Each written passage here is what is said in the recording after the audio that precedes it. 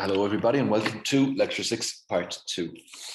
So we're going to continue giving criteria to determine the properties of Lie algebras. Recall that we've introduced the abstract notions of productivity, simplicity, semi-simplicity, simplicity, solvable, nilpotent. And what we've been doing over the last couple of lectures is trying to find a way, find tricks or find tools, develop tools in order to verify this abstract condition in particular examples. Okay, so we're going to continue this. It's going to be semi-simplicity today, in particular Cartan's criteria for developing this. So let's start off with a technical lemma. We want I to be an ideal of a Lie algebra. Then the killing form. So if it's an ideal, then in particular it's a Lie algebra. So you can consider the killing form of the Lie algebra. Killing form is defined for any Lie algebra with respect to the adjoint representation of the Lie algebra on itself. But if you think about the bilinear form, you can restrict the bilinear form to the ideal. And you might get a different bilinear form. Okay, it's possible. So then we would have two bilinear forms. For an ideal, we would have the one coming from the Lie algebra in which it lives, and we would have the one coming from the ideal itself. However, this lemma tells us that there's nothing to worry about. In fact, these two things coincide. It's the same bilinear form. So let's prove that. So start off with basically an observation about linear algebra. So if A is a linear operator on L, a linear endomorphism of L, such that it maps the entire Lie algebra into the ideal, then the trace of this operator A is going to be equal to the trace of the restriction of A to I. Okay, so in particular, I is going, it maps, so I maps L, sorry, A maps L into I. So of course it happens to map I to itself. So by restricting the domain, you get a linear operator on I. And you can consider the trace of this. And what this is saying is that it's actually equal to the trace of the larger operator. So I'll let you prove that yourself. The hint is, if it's not immediately clear, the hint, what do you do? Well, you just choose a basis basically and observe that.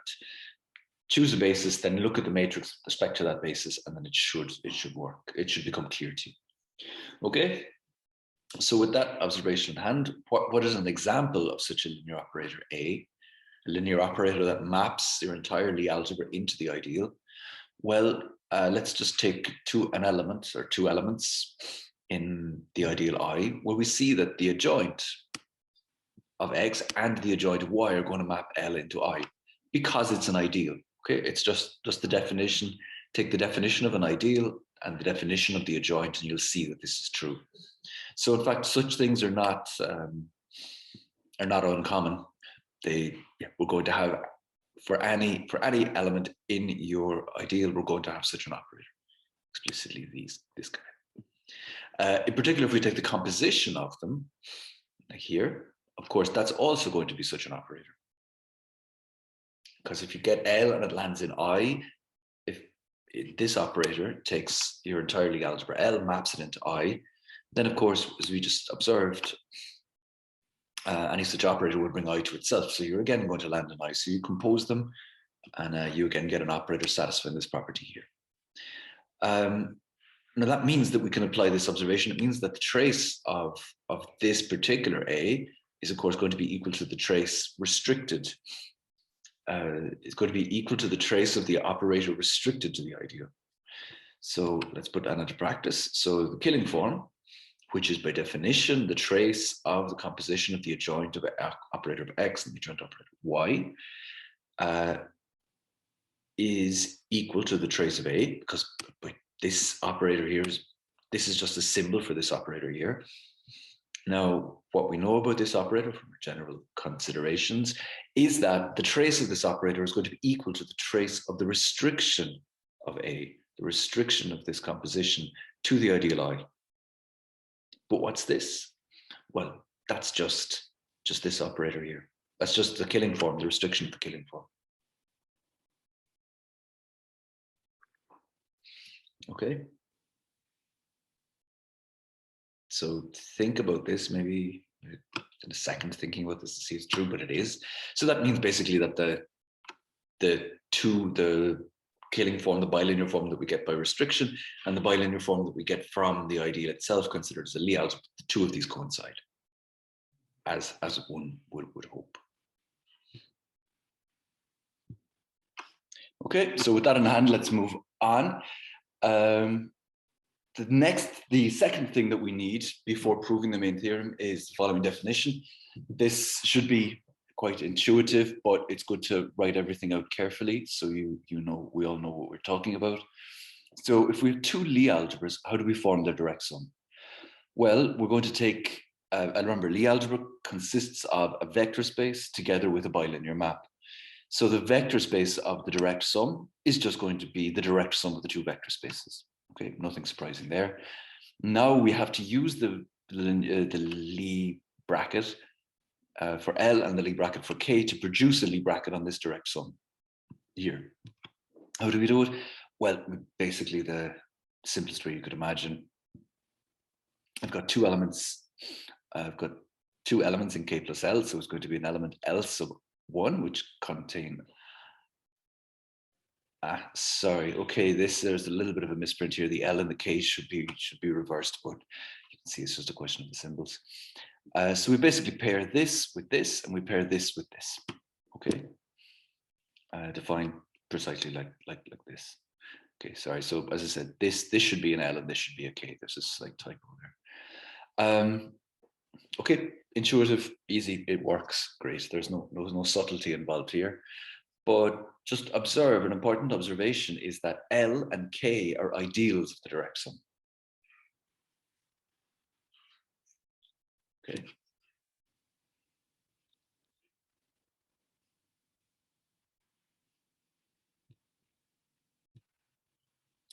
Okay, so with that in hand, let's move on to the main theorem. So what we have here again is equivalent, three equivalent criteria for Lie algebra L to be semisimple. Okay, so we've expressed it in terms of the following are semisimple. That the first, it's semisimple, is equivalent to the killing form being non-degenerate. So this is a very famous characterization of semisimplicity, Cartan's criteria, where it's expressed in terms of the killing form, non-degeneracy of the killing form. So compare this with our formulation of a criteria for solvability. Okay, where it was solvable if and only if the derived algebra composed with L was going to be 0. So it shows some of its semi-simplicity is at the other end from solvability. Solvability is quite degenerate, whereas semi-simplicity is not degenerate in a rough sense. What's another criteria? Well, it says that your Lie algebra L is going to be isomorphic to a direct sum of simple ideals.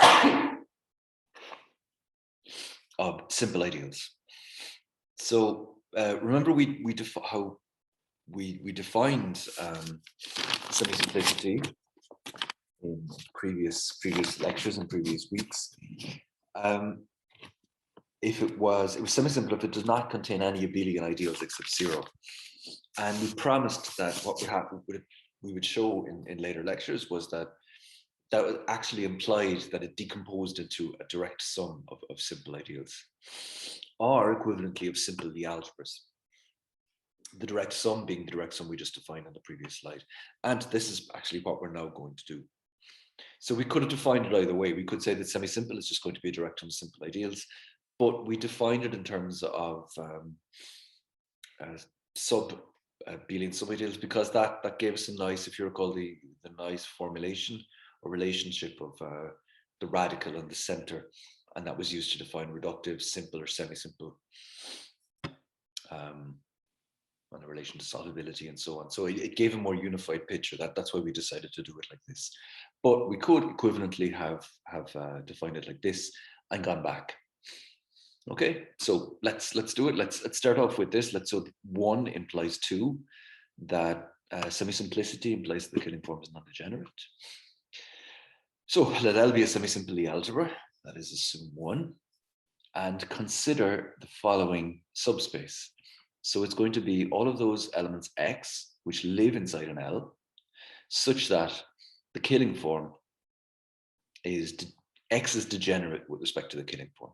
So for every element of your Lie algebra L, when you pair it with X to the killing form, you're going to get 0. Okay, these are somehow the elements that stop your killing form from being non-degenerate. They're the bad guys that cause degeneracy. If you recall that the killing form was L invariant, it's a one-line calculation. I take this as an exercise. It's a good exercise to do.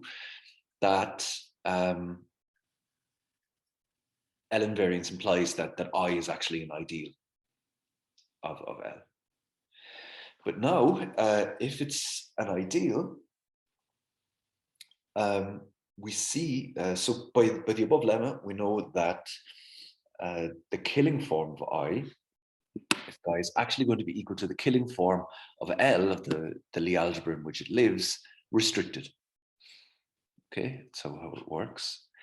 And Cartan's criteria for solvability, this means that I is solvable.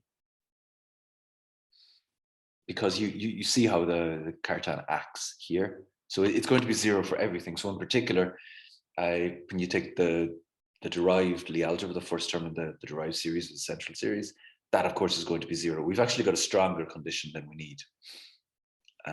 So that in particular implies that it's solvable by the Cartan's criteria we gave previous lectures. And that means then that I is solvable. Your killing form is degenerate, basically by construction. We're taking all of the degenerate elements, and then of course they're going to satisfy all of them together are going to satisfy the degeneracy, therefore it's going to be solvable. However, L is semi-simple by assumption. So that means, and remember that semi-simplicity, we define no abelian ideals, and non-trivial abelian ideals. But that was equivalent, we showed, to having no solvable ideals, because every solvable ideal is going to have an abelian ideal contained inside of it. And of course, every abelian ideal is solvable. So that means semi-simplicity means that basically semi-simplicity means that we don't have any solvable ideals, non-zero solvable ideals. So then that means if this guy is solvable, the only possibility is that it's 0. Which is to say there were no degenerate elements inside there, which is to say kappa is non-degenerate.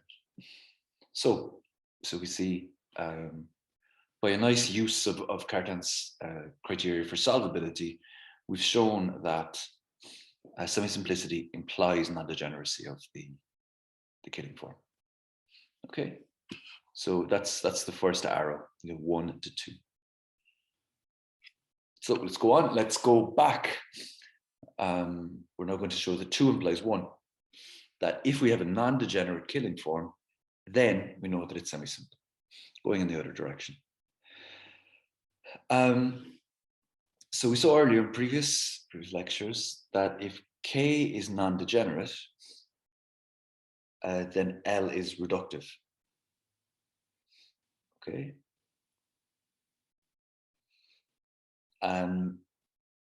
That implies something is reductive if the radical of the Lie algebra is equal to the center. If we want to show that it's semi-simple, we'd have to we need more than this. We need that it's actually equal to 0.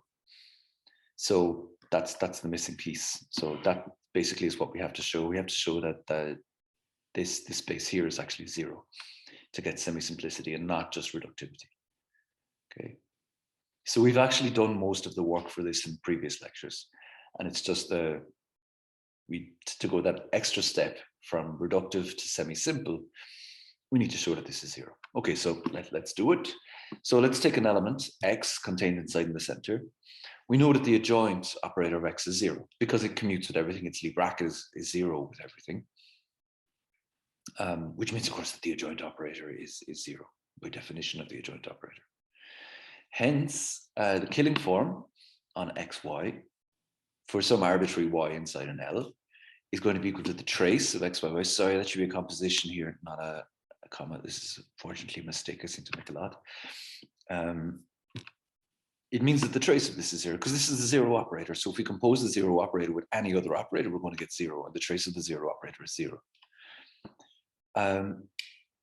But this implies that x must be zero. Okay, because here y is arbitrary. We don't make any assumption about y. It's just a general element inside an R. And it's the fact that this is zero. That's why it doesn't matter what y is. This is zero, so composing it with anything is going to give you zero. And that means that kappa of xy is going to be zero for all y. Hence, x must be zero because no such elements, no such non-zero elements exist. Hence, we can conclude that z at the center is equal to zero, which is to say the center is equal to the radical is equal to zero because the center and the radical are equal, which is to say it's semisimple. Okay, so that's one implies two. I said basically the proof is easy because we've done most of the work before. Okay, so let's move on to the other two, the fact that not this characterization of it in terms of the killing form, the fact that we can break it up into simple parts. Well, if L is simple, then we're done. Okay, that's clear. We're asking that for a semi-simple Lie algebra, we can break it up into a direct sum of simple ideals. Well, if the thing itself is simple, then of course it's just a trivial sum with one. It's a sum with just one summand. So instead, let's assume that we have a non-trivial ideal inside it. Okay. Simple assumes no ideals. So if it's not simple, then there must exist a non-trivial ideal. Now, what do we do? Well, one of the trick that we're using above, we consider the perp of this. Of this ideal I. So that's going to be all the elements x and L, which are going to pair with I to give you zero. It's like an orthogonal complement, but be careful. If you don't, be careful with your intuition or experience with orthogonal complements to in the vector space situation, in an inner product space, I should say, because here things are weaker. We don't assume this positive definiteness, so stranger things can happen. This is an ideal. Again, this follows from L invariance, just like we had spoken about in the previous slides where we used a perp. So it's an ideal, and the killing form is going to be zero on the ideal intersected with I perp. Okay, because basically of definition. See this here.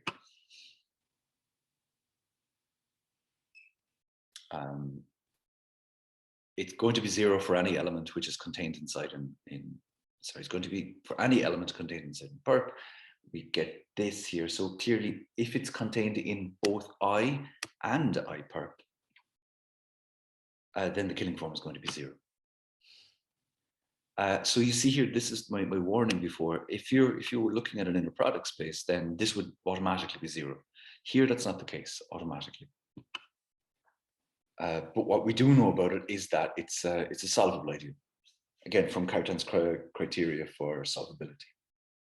So we're going to try to use that to basically show that this thing is zero. We have to do this. It's not necessarily true that it is zero, not necessarily true that it's not zero either, but you need to prove it. We're going to do that using solvability. Because this intersection, I intersection perp, it's a solvable ideal of L, but L is semi-simple. So it's semi-simple is going to be that there are no abelian ideals that are equivalently no solvable ideals. So this guy lives inside there and it's solvable. We don't have any of them, they're non-zero, therefore it is zero. Okay, so this warning, this thing that doesn't automatically hold because we're looking at a general bilinear form and not an inner product space. Well, actually in this case, it doesn't happen. So it is actually zero. And that means that we have a vector space decomposition of our direct sum. Think about this a little bit. There's some subtleties here. So think that this actually follows over. Try to convince yourself that it is. I'll leave you to verify that yourselves. But it gives us when you think about it a bit, you'll see that it is actually true.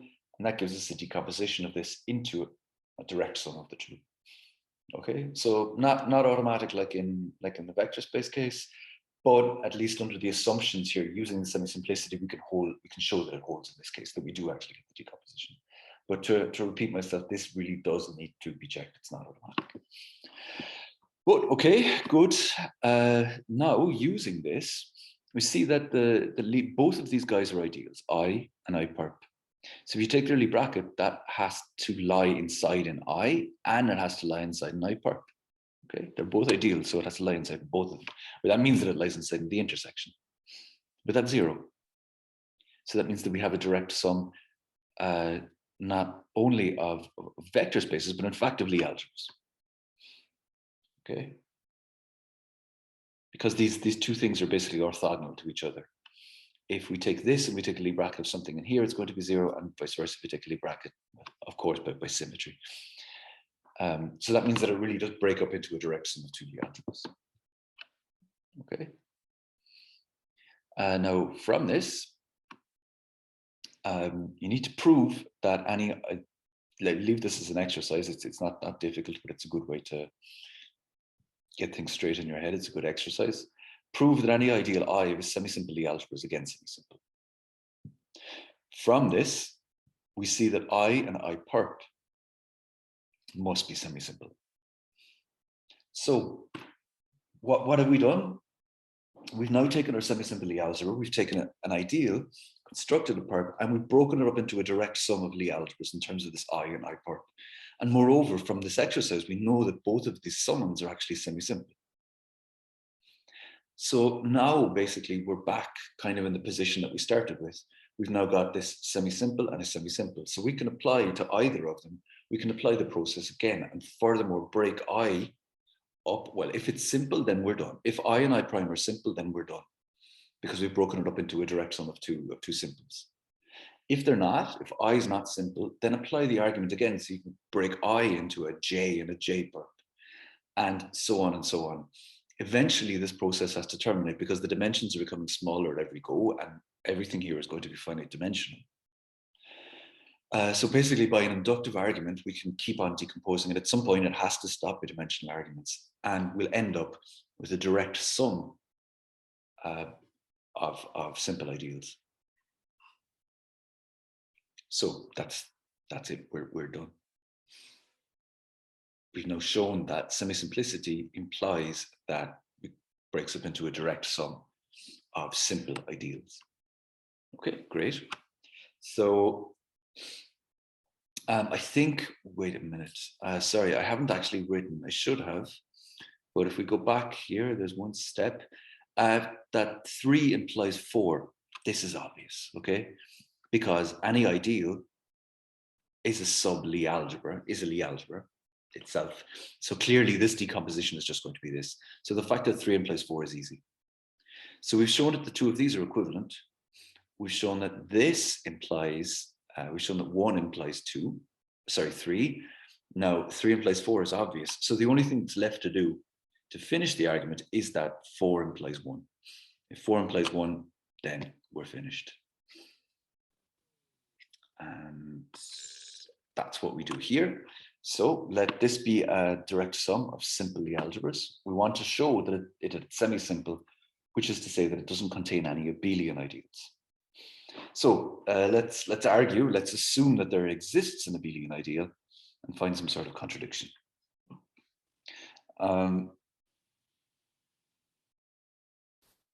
So consider the projection.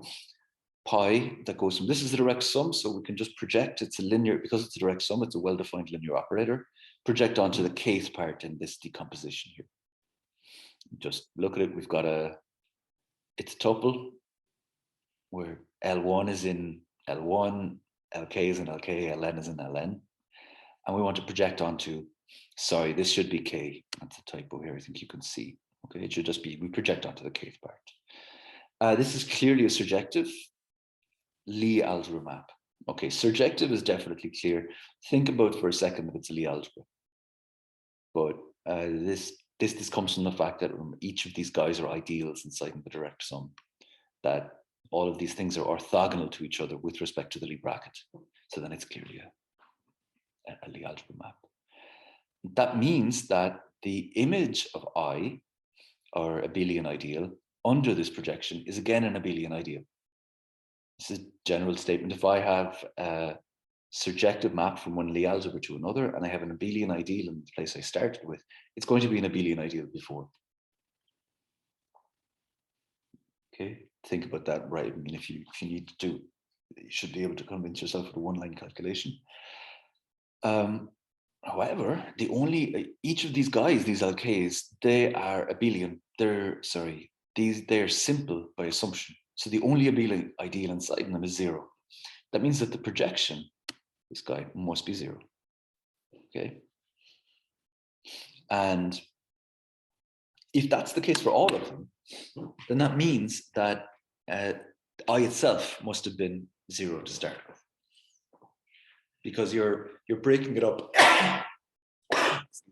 You're breaking it up into these summands, and that of course that means that it must be 0. And that's it. So now we've completed the circle of implications, and that means that these 4 conditions are equivalent. And it finishes off what we had promised in earlier lectures, that semi-simplicity defined in terms of abelian ideals or equivalently solvable ideals is actually the same thing as perhaps the more intuitive condition of your Lie algebra breaking up into simple parts. Okay, so it's very nice that we have these equivalent conditions. And the original one that we had in terms of abelian ideals or solvable ideals is good, because it fits you into the hierarchy of reductive, semi-simple, and simple. So that's one of the reasons for this. And in practice, it can be useful, but they are equivalent. They're equivalent, as we have just shown. Okay, that's good. So we're going to finish this part of the lecture, one last theorem. And this is where we go back to derivations. So you remember we looked at the derivations of a Lie algebra, all of those maps from a Lie algebra to itself that satisfy the Leibniz rule. And we also saw that if we looked at the adjoint, then the adjoint maps your Lie algebra. It maps it into the linear endomorphisms of the Lie algebra, but it actually maps it into the subalgebra of derivations. Again, this just comes from the Jacobi identity. Just an exercise in the Jacobi identity that it maps you inside here. What we're saying, though, is if it's semi-simple, then this is really an isomorphism. So any semisimple Lie algebra is basically going to be equal to its own space of derivations. So we see that at this point we've got this very concrete description of. So we have an abstract Lie algebra where it's an abstract Lie bracket, where we're not necessarily assuming the bracket is some sort of a commutator bracket, but in fact we've got an isomorphic description of any semisimple Lie algebra inside as where the Lie bracket is a commutator bracket. And moreover, it's not going to be all of the linear endomorphisms, but we can identify specifically which ones they are, and it's to say they're the derivations. Okay, so a nice result that shows you that abstractly defined semisimple Lie algebras can have a very concrete realization. So let's prove it.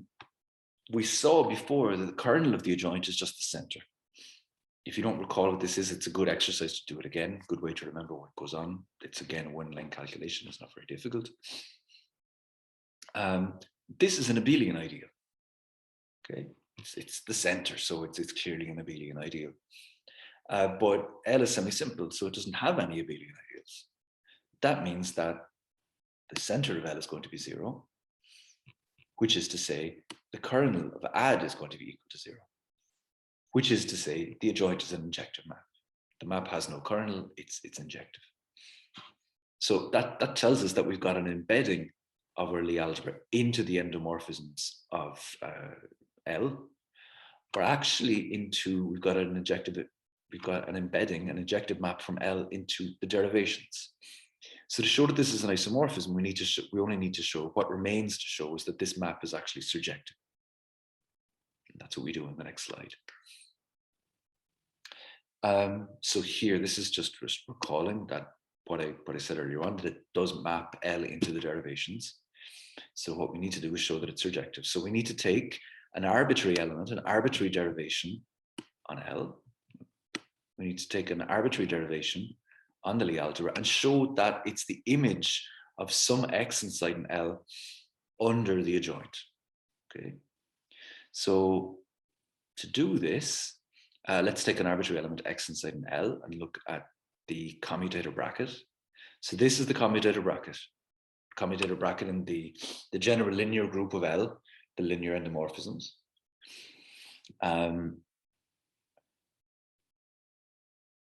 Now, the commutator bracket is actually equal to this. Okay, that's just a one-line calculation again. And this, of course, lives inside in the adjoint of L.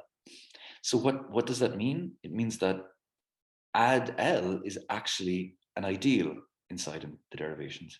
We've taken any arbitrary element D, calculated the commutator bracket, and we actually end up inside here. So the image of L inside in the derivations, the image under the adjoint, is actually an ideal. So this is the observation we're going to use to prove that it's surjective, to show that any such D is actually going to be equal to add of x for some x. Now again, we're going to follow the same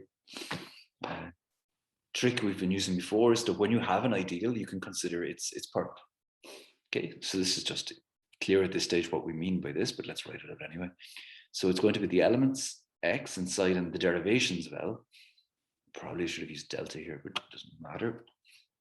Such that the killing form of the derivations, remember the derivations are a Lie algebra themselves.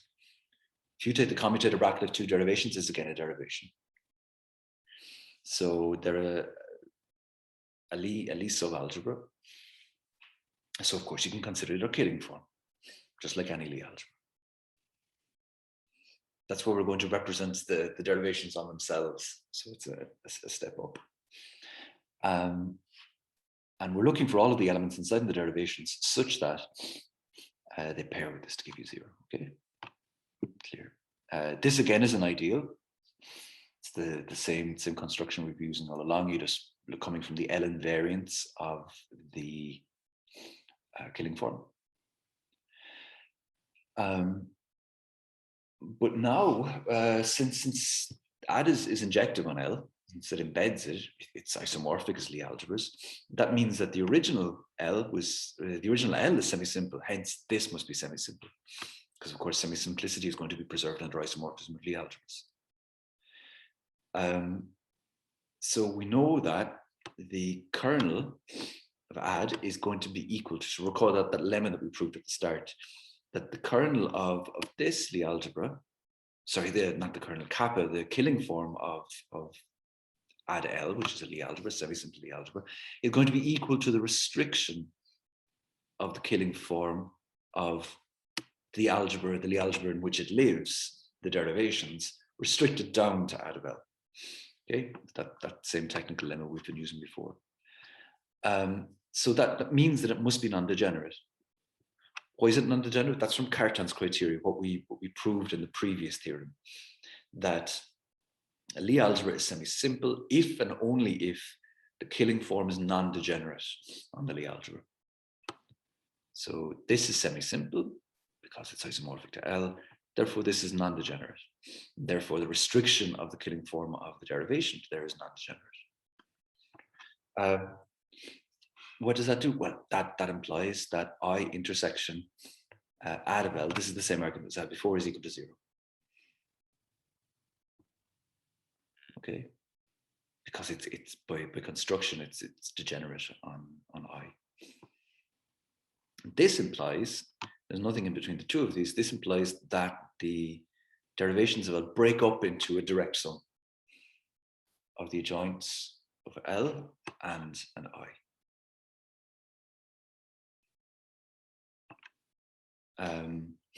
So now, with this decomposition, and if we take a general D contained in I and an X in L, then we have that the adjoint D of X, which is equal to, that's the calculation we did previously, this lives inside in I add of L.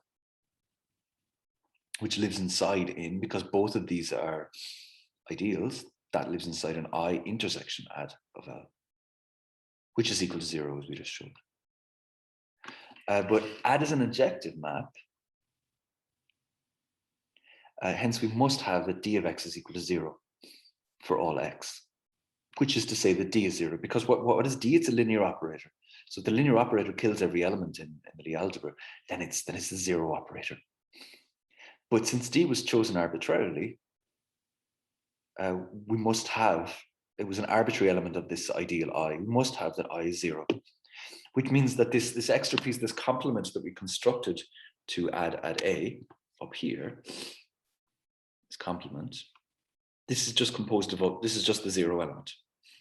Which means there's nothing there, which means that the adjoint of L is actually equal to the derivations. It's surjective onto this, which gives us the equality. Okay, so that's quite nice. So the proof is, you know, there were a number of steps inside there, and it's using a lot of the tools and observations that we've constructed from before. So the proof is non-trivial, but the statement itself is very nice. It says that basically any semi-simple Lie algebra, you can think about it as just the derivations on Lie algebra. Derivations on itself. It gives us a very concrete realization about Lie algebra. Okay, so that's where we're going to finish this lecture. We're coming to the end of this section. This is one of the main chunks of the course.